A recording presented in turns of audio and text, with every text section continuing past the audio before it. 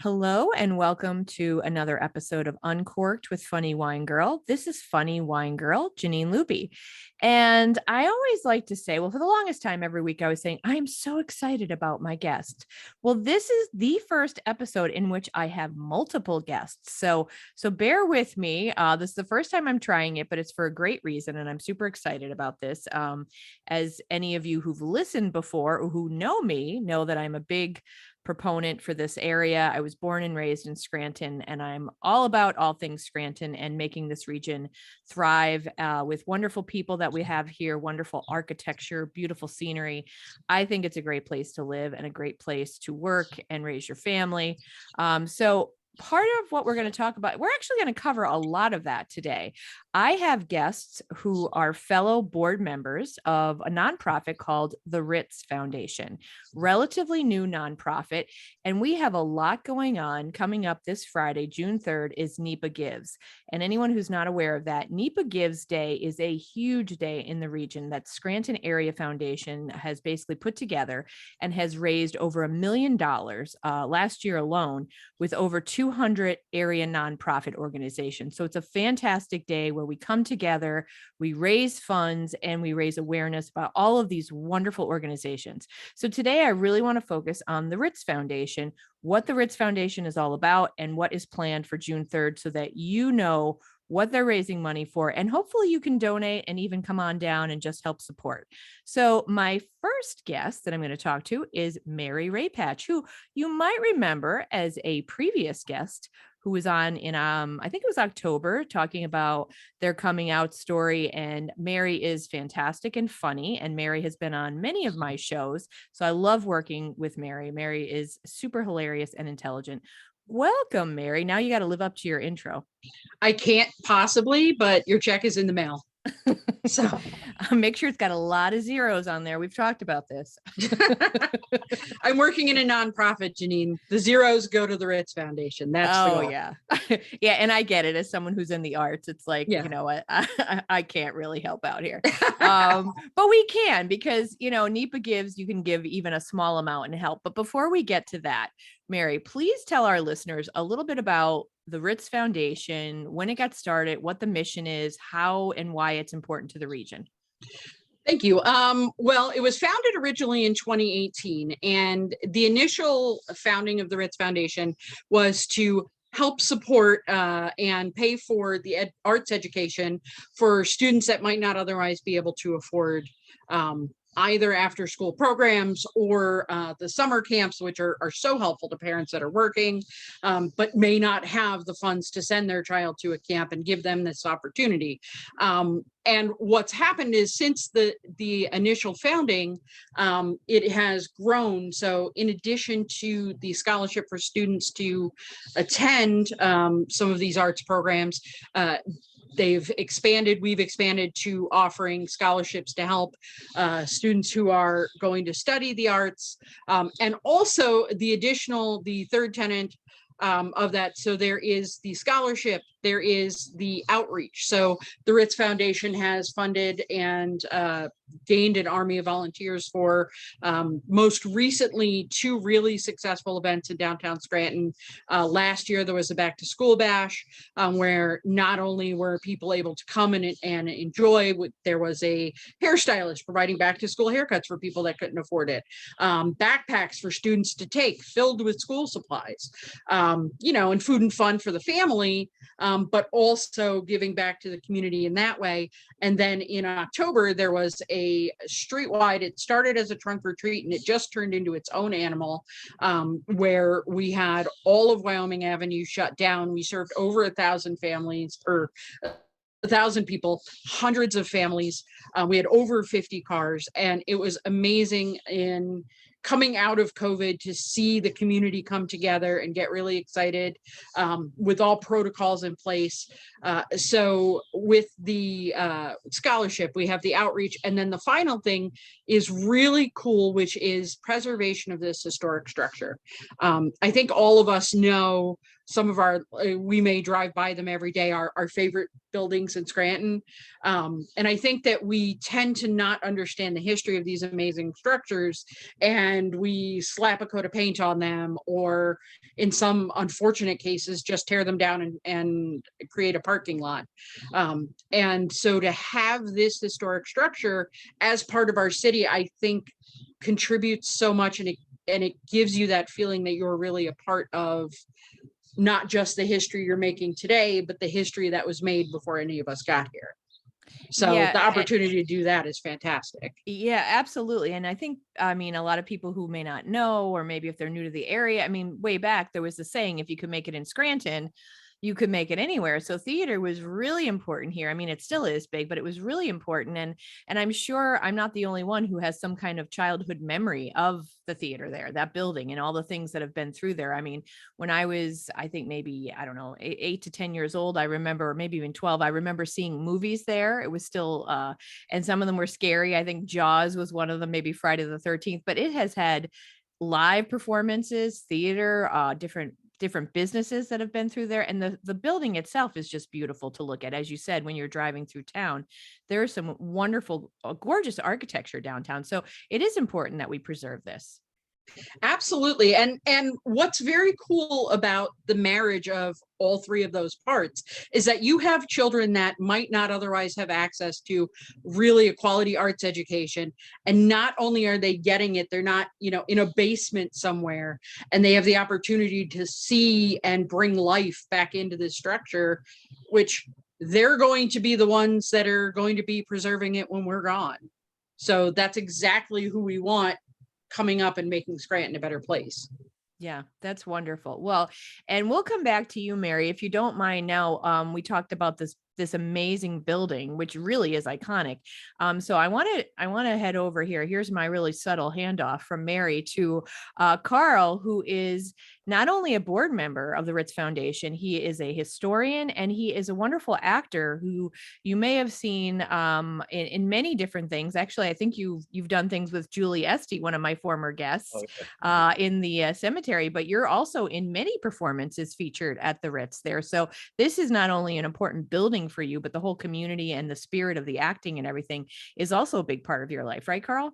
Exactly. And that's what brought me to the board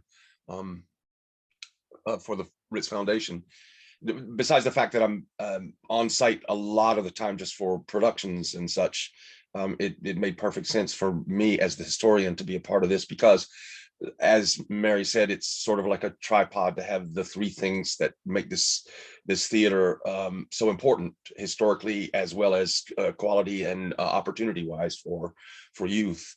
Let me talk a little bit about the building, because I absolutely adore preserved architecture. It was very saddening to see when I first came to town here, how so much of it was disappearing so quickly for new and better things, which haven't really turned out as was planned, but those buildings are gone anyway.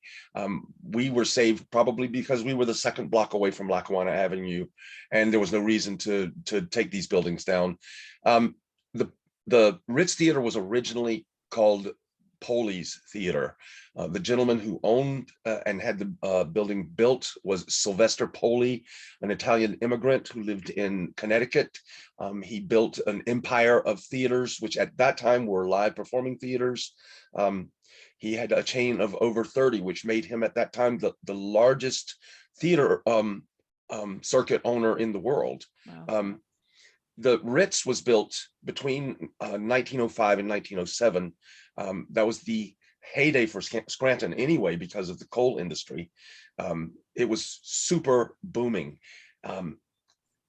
He built it for $300,000 plus in that era, which would mean about 7.5 million today, and that's a huge investment. Well, there was a huge population here, so it was a good investment for him to build here. And some of the biggest names in show business plied their trade here on the stages. Like what you said, Scranton, if you can make it in Scranton, you can make it anywhere. That actually was coined at the theater itself. I mean, that was talking about the Ritz. There were several tiers of quality vaudeville performers or acts, and like the biggest theaters in New York and Philadelphia and Boston, of course, had like the upper echelon of the performers.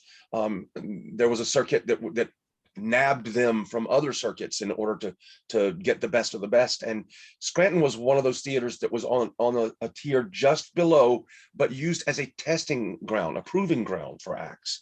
And agents from these larger circuits, or the higher echelon circuits, were always in Scranton at the Ritz watching acts to see if they were worthy of being top echelon performers. And we're not talking about people you don't know. We're talking about Fanny Brice, Will Rogers, Sophie Tucker. I mean, the biggest of the biggest tried things here. And of course, Houdini. Houdini was huge in that era.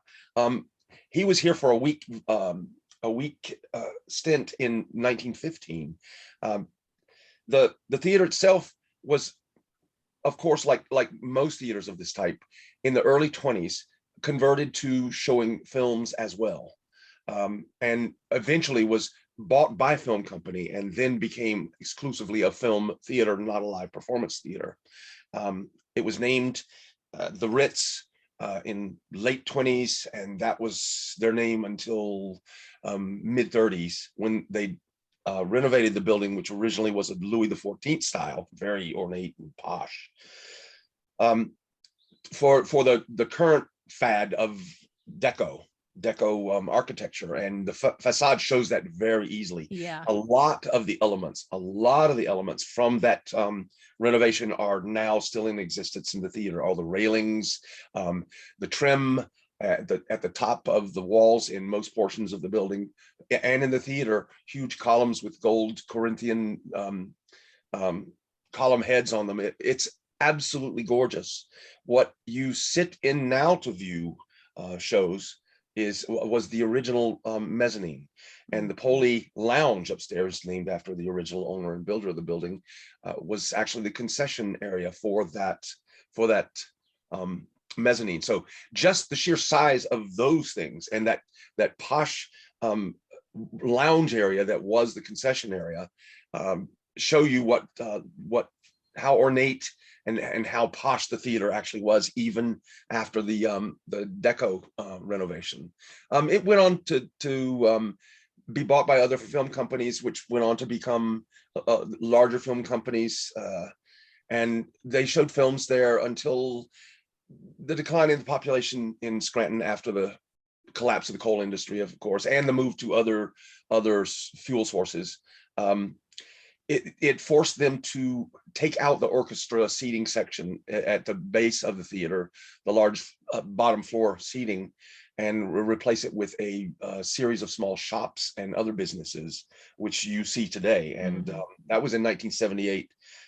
They then reopened as the Mini Mall at the Ritz, and named it the Ritz at that particular time, again after the 1929 to 35 stint as the Ritz, whereas it was the Comerford between 1937 and 1978.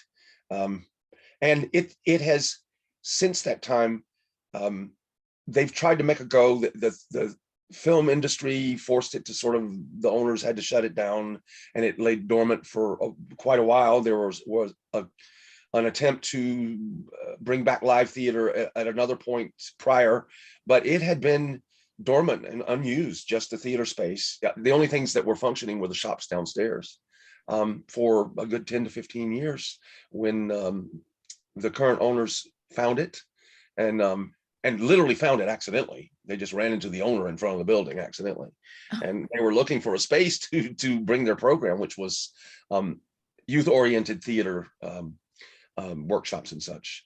And it turned into what we see today, which is a totally refurbished area that should always be used for entertainment of some sort. Yeah. And I'm all for the live stuff, because then I get to get on stage. Well, and that's got to be a lot of fun. And is it true, Carl, that this is still the only active Poli theater that's left in the country? There is one other just outside of Boston, but I'm not even sure if it's a full-time theater. It's just still functioning. There are very, very few of his theaters still in existence. The only two that I know of are that one in Boston and the Ritz where we work today. That's pretty exciting. So, I mean, I think we were lucky that this was saved. I mean, this is a wonderful, beautiful gemstone for downtown Scranton. How does it feel when you're taking the stage there, knowing that all of those other folks before you were in this building and their spirit is kind of there? Does it feel special when you're performing? Well, when I'm performing, no, because I'm concentrating on trying to remember lines. But I always take a silent moment or two at some point during rehearsals or performance of any piece and think about the fact that I'm standing in the same space where these huge stars performed. And again, I've just scratched the surface. There were hundreds of well-known performers that trod that stage. And it's humbling. It's humbling. You wonder if someone's looking down at you and going, Well, let us know if you ever hear from them, if you can ever actually connect with them and they're giving you some tips on acting or anything. trust me, you'll hear. Yeah. Well, and as Mary said, I think it's great too that what the Ritz Foundation is helping to do with these, scholarships and helping support the program is our future. The young folks who are there, who are performing and are learning, and I mean they are the future. So hopefully they will carry on this wonderful tradition in this fabulous building. And so before we move on to Nina, was there anything else about the history of the building or anything that you would want to share with us, Carl? Well, if you come to I'm giving a couple of tours on the day of NEPA Gives, and I've got some special little treats to show you because there are relics that have been found in the building. The actual fly space, which is the space above a stage where they withdrew scenery and hid it from the audience until they, quote, dropped the scenery onto the stage or behind the actors. That's still in existence. It's no longer in use because in 1937, when they built the building, they built sort of a bubble inside the actual original walls. And that bubble did not go all the way to the back of the building in some areas. So that fly space is still there. There's no equipment there, no ropes or anything. But that to me is just incredible, thinking about people who were stagehands and such working in that space, looking down on such luminaries as I said, Will Rogers and such in their performance. And Will Rogers was discovered and taken to New York from the Ritz. That's how he got launched. It's incredible to think about that. We've tried to preserve as much as we can. I mean, again, there were renovations, so things were moved around a little bit, but a lot of the original woodwork and stuff is all still there from the 37 renovation. Well, that's great. And thanks for bringing that up, Carl. So for people who are, and we'll of course do all of this on social media, make sure you're following the Ritz Foundation on Instagram and I'm sorry, not on Instagram. Let me rephrase, Facebook. Facebook is the place where we're going to do all the activity. And as Carl said, he will be giving tours. So 10:30 in the morning on Friday, June 3rd. And I think another one at 2 p.m., right, Carl? That's correct. Yes. All right. So these are the little gems that you'll get to see when you join Carl on the tour. And again, this is what the Ritz Foundation is about, trying to preserve this history, this wonderful history of performance and theater and of the young people, helping them to launch, their interest, their passion for the arts, and hopefully keep it here in Scranton. All right. So thank you, Carl. We're going to move on to Nina. Nina is also a board member of the Ritz Foundation, and she's going to talk to us a little bit about why she's involved and what we can expect from her, because she's going to be involved in something super exciting on NEPA Gives Day, a drag show. So Nina, why don't you tell us a little bit about your connection to the Ritz and why you are serving on the board? Well, I have a friend named Carol who actually works with, which is a school. So and her daughter attends there. So she initially started having me come to some of the performances, which I love. And I love the idea that the children are learning the performing arts, because I think, as you know, most public schools are not dedicated to the arts anymore. So it's nice to have a place for children to be able to go and participate in performing arts. It's a very healthy outlet for children, and I just really love it. So my friend asked me to be on the board.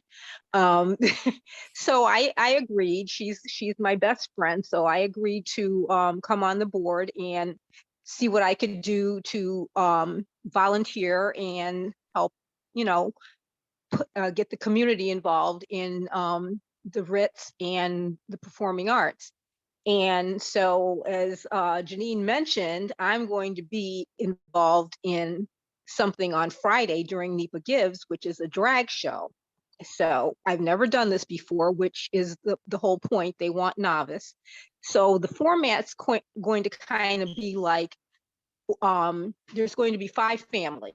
So the heads of each family are drag kings or queens who have experience in doing the performances. And each family will have 2 children. All the children are novices. They're volunteers from wherever. Some of them are maybe people who have involvement with the Ritz as well, but they've never done drag. So we're going to, each of the families are going to have their 2 children do a number together initially, and then each child will do their own performance. And then the head of household is going to do a performance. There will be judges. It's going to be a healthy competition with bragging rights at the end. And how they've assigned us each a decade of music. So I believe it starts with the 1960s and goes through the 2000s. My particular area is the 1980s. So we'll be performing musical numbers that are from the 1980s. And so if you want to see us, then you need to come out and enjoy the show. I believe it starts at 7. Is that correct? Yes, 7 o'clock, I believe, June 3rd. And we'll of course have all of this on Facebook. I think that's exciting, Lena, that you get to do the 80s. Do you like the 80s music? I do. I mean, I think I might have preferred to do the 90s, but I like the 80s music as well. Cool. Could have done any. Unfortunately, I'm old enough that I could have done any of them. So, anything from the 60s on, I would have been familiar with the music. So, yeah, I'm looking forward to it. I think it's going to be fun. And my sister in the performance is a young girl. So, you get to see the age difference there. I think she's in Kappa. I think she goes to Kappa. So she's a young girl. And so you get to see a senior citizen and a teenager perform together. I think that'll be kind of fun too. But yeah, I'm looking forward to it. And I'm just really looking forward to, this being a successful day for the Ritz Foundation. It's a wonderful way to bring the community together and to help the community youth to learn the arts and possibly go on to be, another star, Yeah. Yeah, no, that sounds fantastic. And I think we were talking earlier before I hit the record button. So you'll be doing a little bit of because part of the drag show is a lot of wonderful costume and makeup, but you're going to get a little bit of help with the makeup, but you're going to do some of it yourself too. And you know your costume already, what you're going to be wearing? I do. And it's going to be kind of a hodgepodge and a little funky. So it's going to be fun. It's kind of, I'm kind of looking at a little Cyndi Lauper-ish, if you know how she looked. So Yes. It's kind of going to be like that. Yeah, it's going to kind of be like that. It's going to be fun. I just want it to be fun. I'm, not going for elegant or, the professional performer. It's just going to be fun and funky. I think it's going to be really nice. Well, that's very cool. And if it's in the spirit of Cyndi Lauper, we know that girls just want to have fun. So that will be a great time. And, I give you credit because you're putting yourself out there, which is what this is all about. I mean, you're putting yourself out there for a great cause and you're going to have fun. And we're going to be raising funds for the Ritz Foundation so that we can continue wonderful programming for young people and also help preserve what's a really cool historic building, as Carl told us about. Before we close up and go back to Mary, is there anything else, Nina, that you would just want to say or make sure people know about the Ritz Foundation or the performances or anything about NEPA Gives? Well, I mean, I just like to reiterate what Carl said, how how that building's been around for so long. When I moved to Pennsylvania from Binghamton, New York, and it was the Comerford at that time, I spent a lot of time down there, going to the movies. And then when it transitioned into other things, there used to be a lounge in there that I used to go to and dance and everything. So, I mean, that building has provided all kinds of entertainment for this area for a long time. And I really like the idea that we're going to be trying to preserve it. Yeah. Well, that's really well said, Nina. Thank you. And thank you so much for what you're doing for the Ritz Foundation and for sharing that today with me on the podcast. I appreciate your time. All right, we're You're going to welcome. move Thank you. on. Oh, thank you, Nina. Thank you. So we're going to close up with Mary here. Some final thoughts with you. Everything, I mean, my gosh, everything that's been said is wonderful. And as Nina was saying, when she moved to the area, it was the Comerford, but she's also danced there. I mean, again, I mentioned earlier being a kid seeing films there, but I know many businesses have been through, and I've even remember doing open mic stand-up comedy there because there was different bars that were there, probably where the Black Box Theater is, but so many different memories. There was a restaurant I used to go to when I was a kid and my grandmother took me. I remember ordering a BLT and being like an 8 or 10-year-old kid. It's like, how exciting is it to eat out? You know what I mean? So I do have wonderful memories from the building. But as we wrap up, Mary, why don't you just maybe give us a recap of what NEPA gives, what they can expect? Because one thing we didn't discuss, and maybe you can help with this, is people can donate small amounts. You don't have to be wealthy to make donations. I know I always feel like, well, gee, when I donate, it's like $10, $15, $20, and that's the most I can usually contribute. But that can help too. Why don't you tell us what the different levels of donations are and how people can get involved? Absolutely. So the great thing about NEPA Gives is that it starts at midnight. So if anybody's a night owl, please join us at midnight. Or if you're an early bird, join us. We're going to be on WNEP starting at 4:30 in the morning, which is a great ask for theater people. So I'm very impressed that us and our various circus folk will be awake. But NEPA Gives really is, again, the Scranton Area Foundation has built the infrastructure to really support, as you said, over 200 nonprofits in Northeast PA. And they have been invaluable, as you know, and what other people may not know is right now, a lot of the funding that we are working on is through the Scranton Area Foundation. As we are growing this amazing board, you, Carl, Nina, and if anyone is interested in giving back, I really encourage them. We would love to have more people's input on where we can go to make it better. And talking with the owners of the building who have started, as we move from 2018 to now, one of the biggest goals is that this is now bigger than just supporting one part of the theater.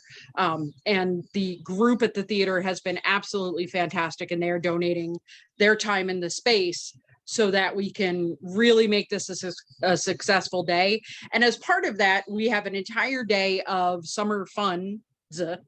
All day. It's a great beach summer theme at the theater. So if anybody hasn't been to the theater, come join us during the day. I mean, I can't think of a better way to start the morning than laughing, which is amazing.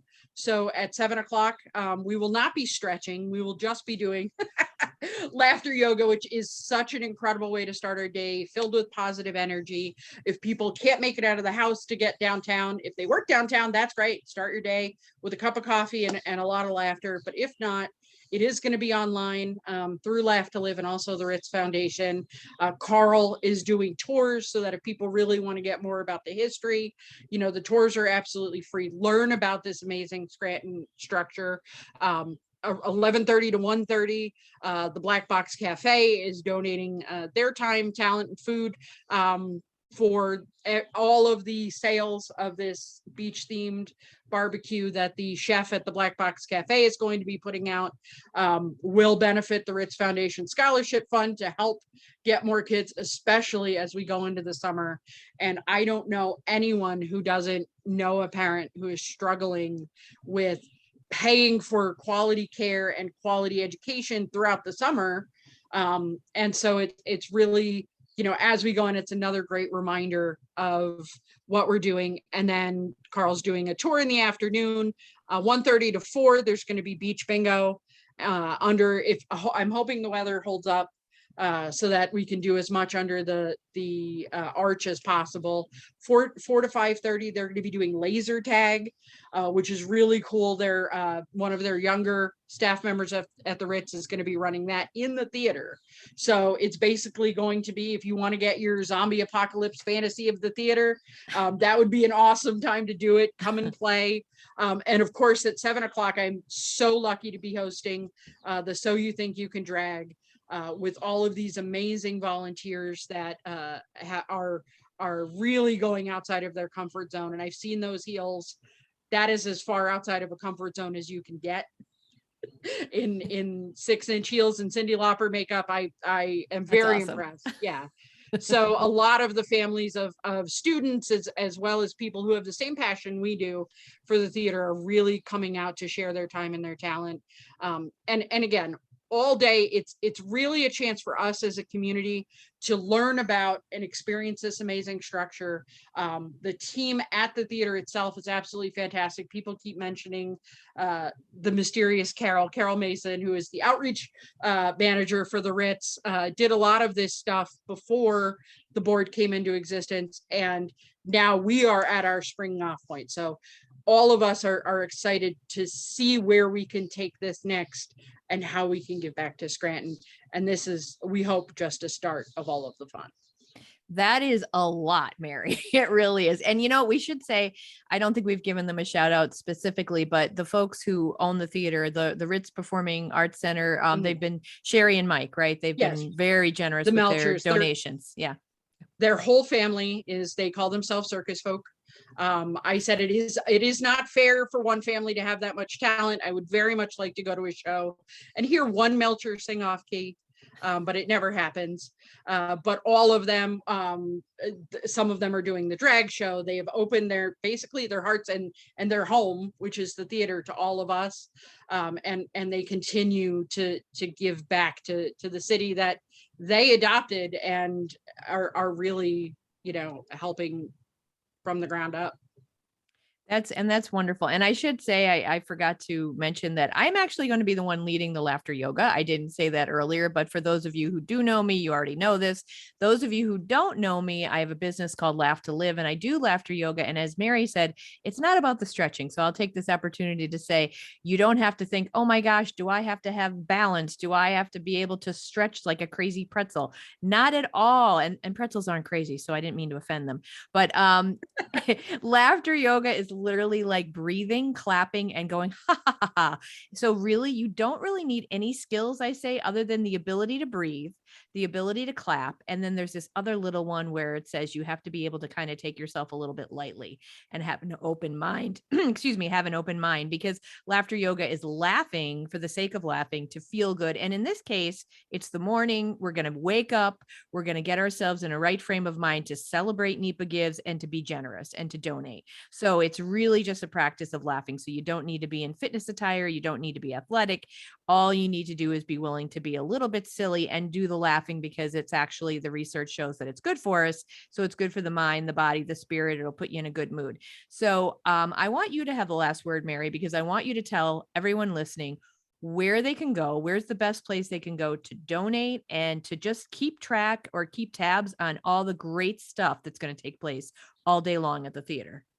The best place for you to go, and the homepage for all the fun, is the Ritz Foundation on Facebook. So we will continue to post if there are any updates, any added activities, although the day is already packed.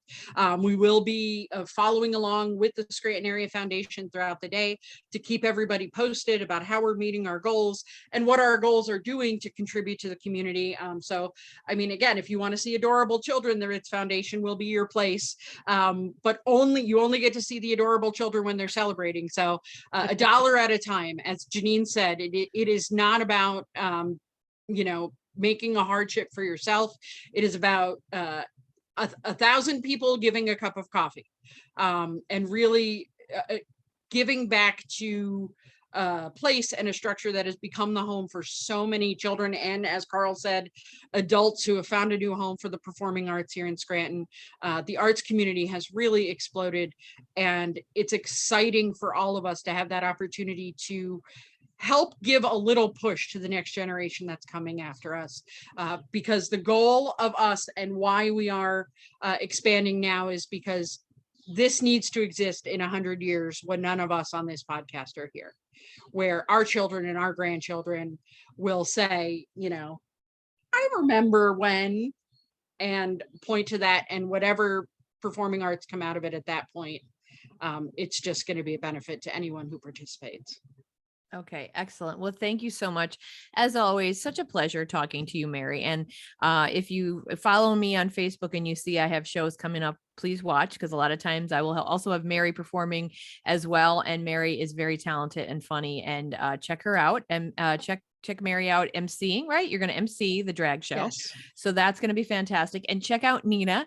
I can't imagine how cool it's going to be like a Cyndi Lauper-ish kind of thing from the 80s. That is going to be fantastic. Great music, great entertainment, and everything. So make sure you're watching if you are local in Northeast PA, WNEP on Friday morning, June 3rd. We're actually going to be on. Mary's going to be on. Nina and Carl are going to join us. We're going to do some laughter yoga around 6. And even before that, I think Justice, drag king or drag queen? Drag King. Justice Drag will be joining us in the morning, and then Justice and I also have the opportunity to share on PA Live also at 3 o'clock. Oh, So- excellent. Okay. So if you're, if you're around a TV, or if you can even catch it later, because they always do the video clips on their websites, tune in WNEP early for those early birds, and then PA Live in the afternoon.